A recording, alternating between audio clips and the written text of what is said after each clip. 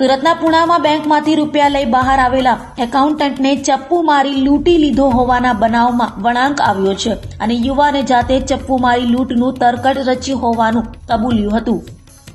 સુરતના પુણા વિસ્તારમાં ચપ્પુની અણીએ લૂંટની ઘટના બની હોવાની વાતથી ચકચાર મચી જવા પામી હતી। લેસની દુકાનમાં એકાઉન્ટન્ટ તરીકે કામ કરતો યુવક ધ્રુવીન ઘનશ્યામ વાછાણી બેંકમાંથી 3.50 લાખ રૂપિયા ઉપાડી દુકાન પરત ફરી રહ્યો હતો। આ દરમિયાન બે અજાણ્યા યુવકો દ્વારા હુમલો કરીને લૂંટ ચલાવી ભાગી છૂટ્યા હતા।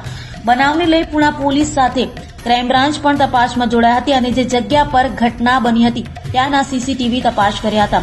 ધ્રુવીનનો ભાંડો ફૂટી ગયો હતો અને તેણે કબૂલાત કરી હતી કે પોતાની ઉપર દેવું થઈ ગયેલ હોવાથી પોતે જ લૂંટનું તરકટ રચેલ હોવાનું જણાવ્યું હતું।